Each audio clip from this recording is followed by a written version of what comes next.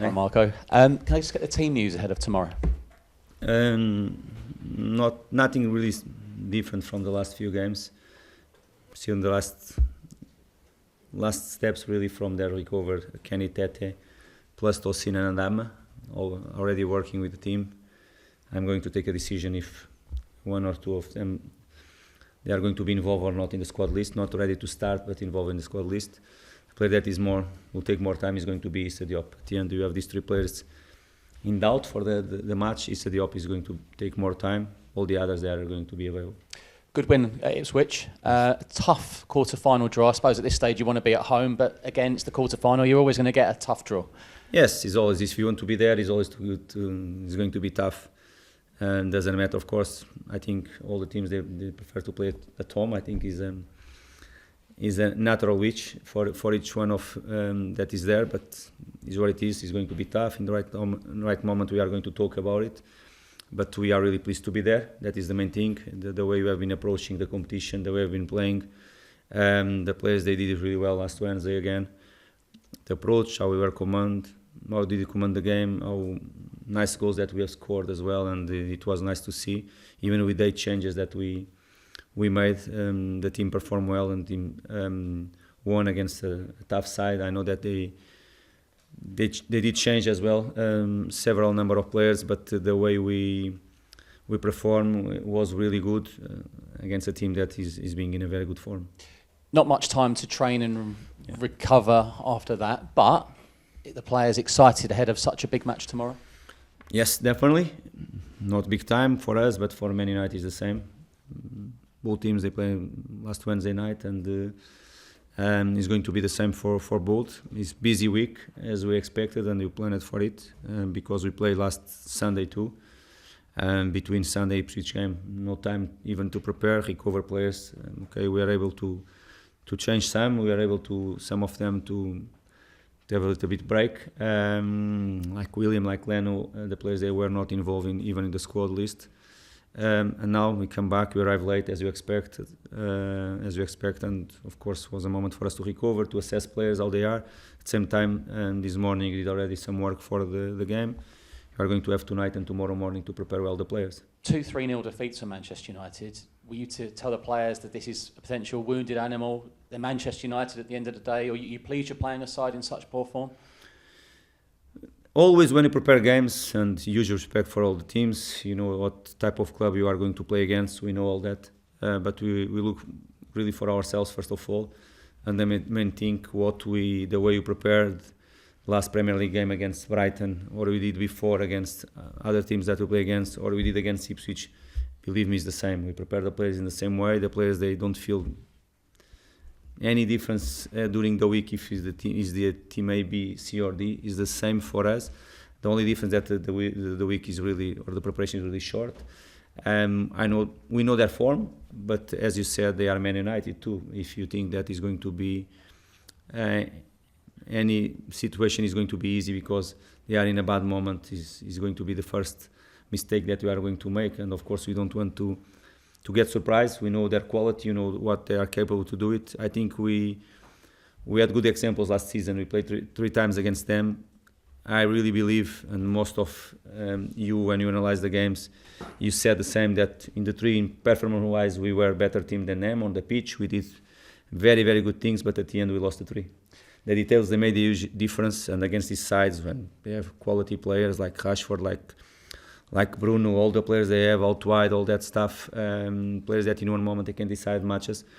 Of course, we have to be always on 95, 100 minutes right now probably, because last game they are good examples for us. If you ask me if I would like to perform in the same way, I would love it, because we did really well most of the games against them, but we want to write a different story this season. What's it like for a manager who's under pressure? Man United manager is always extra pressure, but obviously with everything going on at the moment, in your experience, what is it like? Is it hard at home? Can it be unhealthy? Being at home watching the television, it's on your mind. What's it like to be a manager under pressure? I think a manager under pressure, and even if you are not under pressure from the different stuff in football, I think all of us we like to put pressure on ourselves as well. If everything is calm, we are the first ones that like to put pressure in a different ways.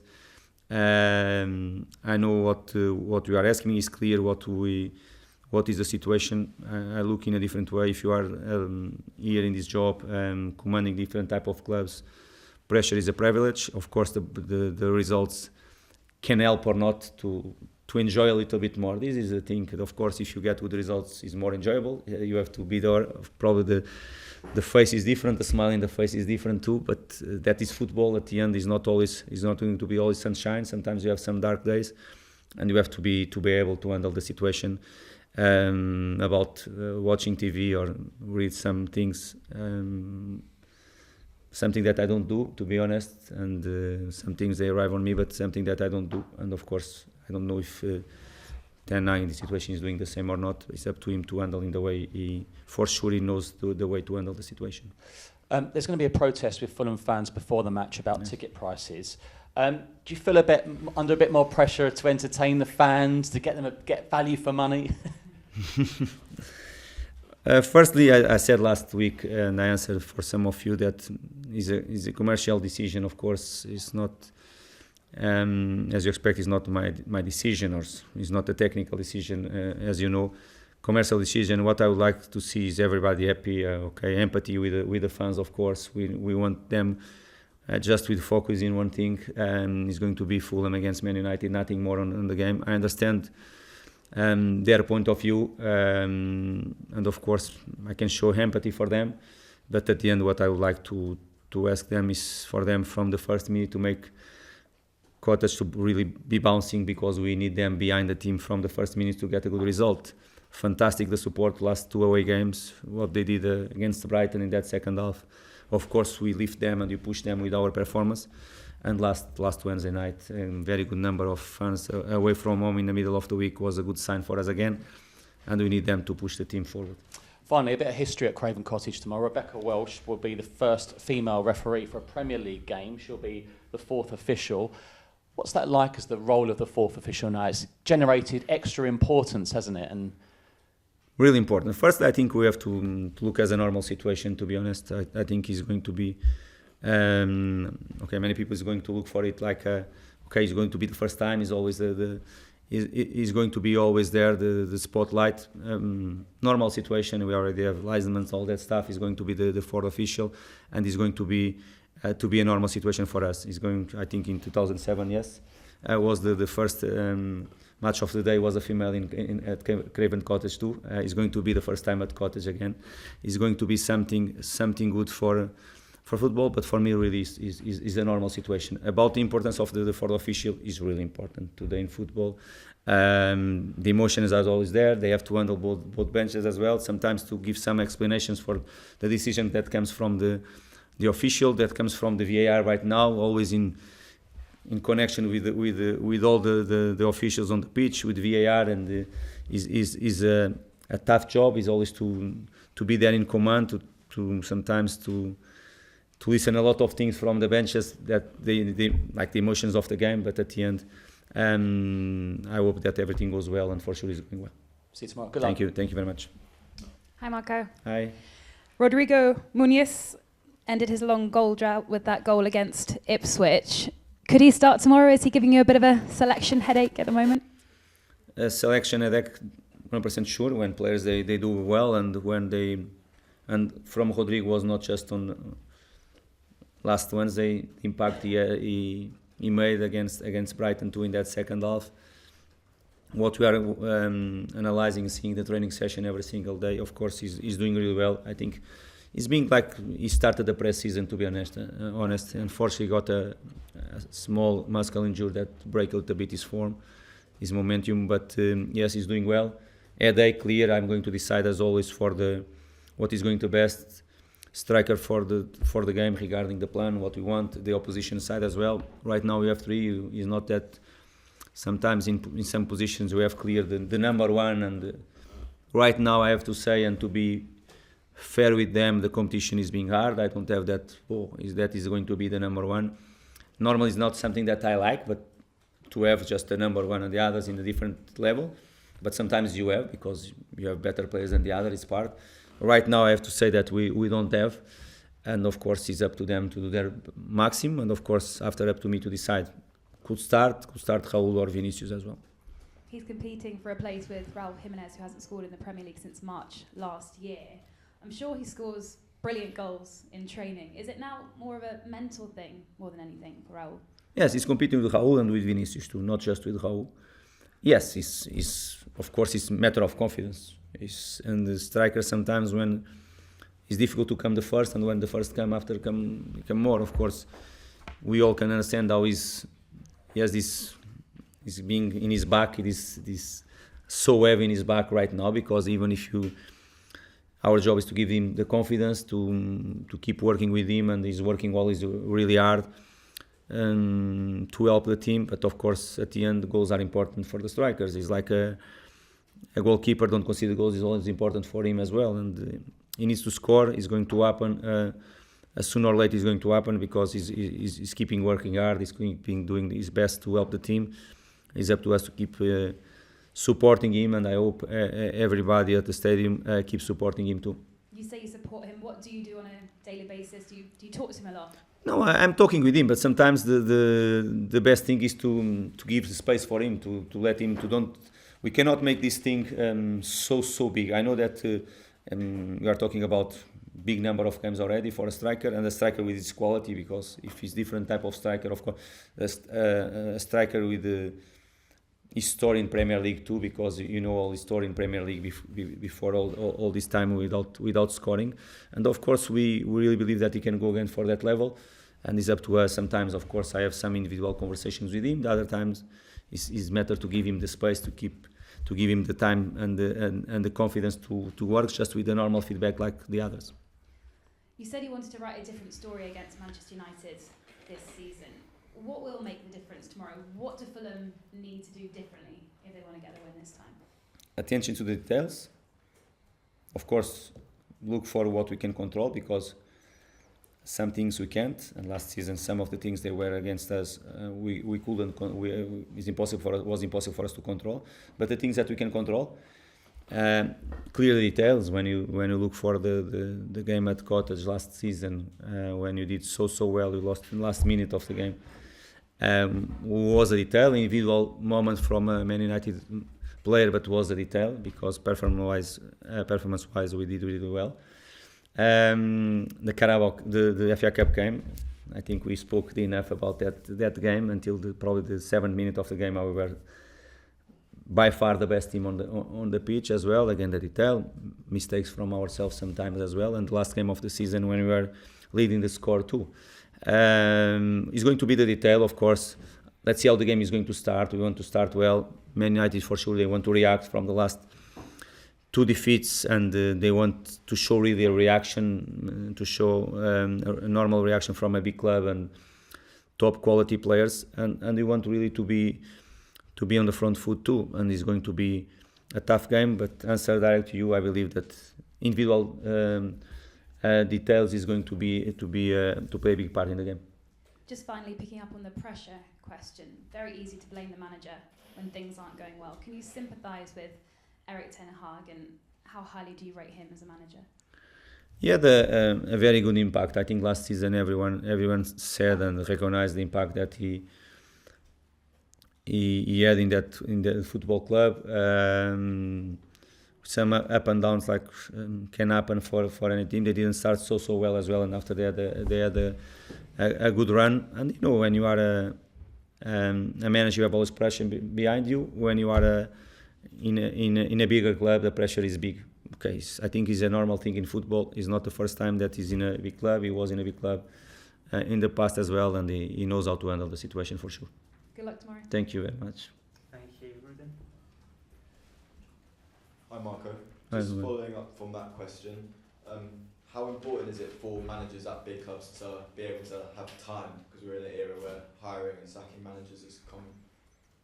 Not just in big clubs. I think time is important for all the managers, not just in big clubs. I think if you ask for any manager, they would like to have time to build, to create his own story, his own the model, to deliver something from the club that recognize him as a manager to be there. Okay, and this is a normal situation. But at the same time, we all know that time in football is not like in the past no more. The results, they speak louder as well, and we all know the situation and how the business is right now. And with Erik Ten Hag specifically, do you think he deserves a lot more time given what he's done at United so far? I'm not. You are asking too much about the Ten Hag. I'm going to play against Man United, and not against Ten Hag. You're coming up against your former player Harry Maguire. It's not been easy since he's been at United, but he's definitely in a good moment right now. How happy are you for him, and what are your memories of working with him? Top lad, top player. I know that the time is being difficult for him, but again, he's showing that he's able to react. Okay, international player, big number of games with the national team as well. So important for the national team. I know that the last few seasons, a lot of up and downs, but just a player with character and personality can react like he did last few games as well. And but I hope that it's not going to be the best game for him tomorrow. Really, I hope that. But I wish always the best for him, because the first time when I arrived in this country, he was my player. I think you had a very good connection that time. We keep the relationship, and he's a very good professional. He's living under pressure every time. I would like to see him probably enjoying more his moments as a football player. But he's a very good professional, very good player too. And of course, I hope that the performance is not going to be the best for him just tomorrow, because he's going to play against us. You said to me on Sunday that your first half performance wasn't aggressive enough, and that's something you said a couple of times this season. Is it just the case that Fulham aren't naturally aggressive, and how important is it to have that if you want to succeed in matches? Definitely, you have a way to play, and of course, when you create this, when you build something with the players, of course, if you do something different, probably your reaction is not the best. And our first half, probably first quality from Brighton too. You cannot hide that situation. From ourselves, a little bit too much respect, I believe. And something that tactical we didn't do well. And as I said, after the match, our pressure was not good enough. Our first pressure not good enough. And of course, you start to have doubts. And the worst thing for a team or for a player that you can have inside the pitch is if you have doubts, to go forward, to press more or not. And you start to have a lot of doubts. Of course, we did adjust half-time. At half-time, the players, they understood well, and after they expressed themselves on the pitch, and we were the best team on the pitch in the second half. And we scored, we equalized the game. We didn't win, but we took a good point away from home against a very good side. Thank you. Yeah. Hello, Marco. You've mentioned last season's games against Manchester United and just how close they were.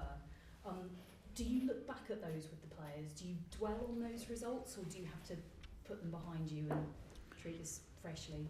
Of course, what we analyze is ourselves right now and Man United during this season as well. We have some different players. They have some different players as well. Same managers, same clubs, of course, but with some different players on the pitch. We did speak about last season, but it was something specific about the games, about the details, about how to manage the games during the 95 100 minutes right now, because you cannot be always on the front foot. Sometimes you are under pressure as well, and you have to show the maturity, the organization to handle all these moments during the match. And this is what we spoke really about last season, not really something specific about our whole strategy to prepare the tomorrow's game. It's been a while since Fulham have beaten Manchester United. What would it mean to the players, to the fans, to beat them tomorrow? We are going to try, and to try really hard and to our maximum. I think we were really close last season. Probably you deserve that, and in more than 1 or 2 games, because we played 3 times against them. I think we deserve it, but for some reasons and different reasons, and we did analyze in that moment why the things didn't happen. We wanted to do something different in terms of results this season. If you ask me if I believe that we have the conditions to do it, I truly believe. I think we have, but they have the conditions as well to come and to do the same. And it's going to be a football match. You want to be better, and sometimes we know that they are going to command the game as well, because they have this quality. It's going to be a game that is going to demand from ourselves full focus and very good organization every time. At the same time, after when you have the ball, you have to express ourselves. I think we are going to do it. We are going to do it, but you have to be always aware about the quality of Man United. I know you've spoken already about the fans' protests about the ticket prices and also how important it is for the supporters to be behind the team, especially for games like this. I mean, how important is it for the club to make sure that real Fulham fans are able to afford to come to games like this, do you think? Not just for games like that. I think that we have to be sure that the Fulham fans they can afford all the matches, not just because to be honest, for a Fulham fan, this match should be the same, and the value should be the same. Values in terms of points, of course. I'm talking about points should be the same than the last one against that we play at home. That was Sheffield United, or the next one that we are going to play at home against Wolves. I understand because that the room is a little bit more with more people this morning than last week, or the game against Sheffield United. To don't talk even about Carabao Cup, because Carabao Cup probably is just 3 or 4 people inside. I understand that situation. For me, the value of the game is the same. There are 3 points on there for us to fight for, and the fans, they should be able to afford this type of games like the other games as well. We want them behind the team. As I said before, all the empathy with them about this situation as well, commercial decision from the club, and I want everybody really to be focused on the game, because when the game starts, when the kick-off, I would like to see everybody, and I'm sure that it's going to be like that, everybody on the same page, everybody looking for Fulham and support Fulham. Finally from me, Scott McTominay was very strongly linked with Fulham over the summer. I'm not sure how much you're going to tell us about whether or not that was a deal that was likely to be done. I wondered, could you share anything about how close he was to joining Fulham and whether or not it's a deal that might be approved? I will not mention anything about it. We're talking about last August. I'm not going to make any comments on that.